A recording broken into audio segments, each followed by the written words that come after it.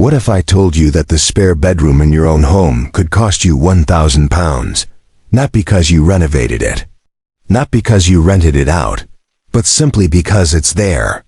Empty. Imagine opening a letter from the council and reading that. Your under-occupied property is now subject to a new charge. £1,000. Welcome back to UK Housing Reality. Today we're talking about something that sounds unbelievable, and the growing idea that if you have more room than you need, you should pay for it. Let's break this down. Across the UK, housing shortages are dominating political debate. Councils are under pressure. Waiting lists are long. Rents are rising. First-time buyers feel locked out. So what's the solution? That sounds reasonable on the surface. But here's where it gets controversial. We've already seen the so-called bedroom tax applied to social housing tenants. If you have a spare room at a council or housing association property, your housing benefit can be reduced. The logic? You're under-occupying the property. There have been increasing discussions about penalizing under-occupation more broadly. Second homes face surcharges.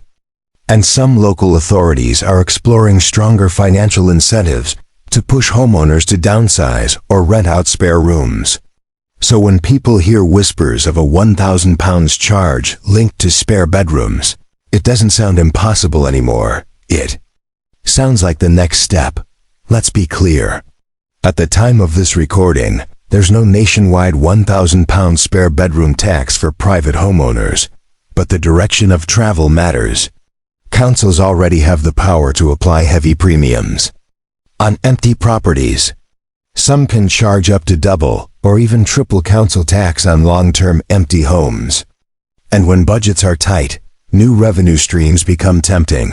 Picture this scenario. You're a retired couple. Your children have moved out. You have a 3-bedroom semi. 2 rooms are now technically spare. You don't want to move. Your friends are nearby. Your GP is local. Letters encouraging you to consider downsizing. Incentives to take in a lodger. Reminders about housing shortages. Subtle suggestions that larger homes should be freed up for families. Now add a financial nudge. An annual £1,000 charge unless you rent out the room or move to a smaller property. Suddenly it's not just encouragement, it's coercion. Supporters would argue this makes sense. The UK has limited housing stock. Unlocking that space could ease pressure on the system. Critics say something very different. They argue that once you've bought your home, paid your mortgage, paid stamp duty, paid council tax for decades, the state shouldn't dictate how many rooms you're allowed to have without penalty. This is where the emotional side hits hard. For many people, a spare bedroom isn't wasted space. It's a home office. It's where grandchildren stay. It's where a carer might sleep in the future. It's security. It's flexibility. And in a post-pandemic world, homeworking has exploded. That so-called spare bedroom may be the reason you can earn a living remotely. Now imagine being told that flexibility comes with a 4-figure price tag. We've already seen councils get creative. Empty property premiums have increased significantly in recent years. Second homes in some areas now face additional council tax charges of up to 100% extra. The justification? Once the principle is established that property can be financially penalized for not being used in a certain way, it opens the door to wider application. This is why homeowners are nervous. Because policy rarely moves in one dramatic leap. It shifts gradually. First social housing, then empty homes, then second homes, then, who knows? If you think this sounds extreme, consider how quickly rules around short-term lets have tightened in some areas. Consider how energy regulations are pushing landlords to upgrade properties or face restrictions. The housing sector has become one of the most regulated and politically sensitive areas in the country. And whenever there's a crisis, new powers follow. From the council's perspective, the maths is simple. If 10,000 underoccupied homes in a borough each paid £1,000, that's £10 million. In a time of stretched budgets, that's not small change. But from your perspective, it's your home. Let's talk about the wider implications. Larger homes may become less attractive to older buyers. Downsizing could accelerate, demand patterns could shift.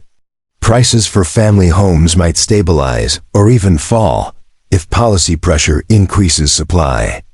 On the flip side, retirement flats and smaller properties could see price inflation as demand surges. Then there's the rental angle. If councils push homeowners to take in lodgers to avoid charges, we could see a boom in spare room rentals. Platforms that connect homeowners with renters would benefit.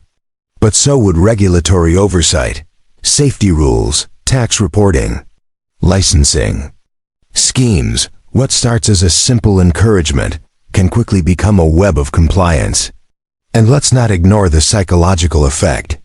Homeownership in the UK has long been associated with security and independence. The idea that your internal room layout could be financially monitored changes that relationship. It introduces a sense that your home isn't entirely your own domain. For younger viewers, this might sound abstract. But think ahead 20 or 30 years. You finally pay off your mortgage. You plan to age in place. You keep a room ready for visiting family. Then a policy change reframes that room as excess capacity. Would that feel fair? Of course, there's another side. Families stuck. People on waiting lists may argue that society has to balance individual freedom with collective need. And that's the heart of this debate. Is housing purely a private asset? Or is it a social resource that government can shape more aggressively in times of shortage? The £1,000 figure grabs headlines. But the real story is about direction. About how far councils and central government are willing to go to reshape housing behavior. Right now, we're in a period of experimentation. Higher empty home premiums, crackdowns on short-term lets, tighter landlord regulations, planning reforms. Each change shifts the landscape slightly. So what should you do? First, stay informed. Policy consultations often happen quietly. By the time headlines appear, decisions may already be close. Second, understand your local council's powers. Council tax premiums, housing strategies, and local plans can vary significantly.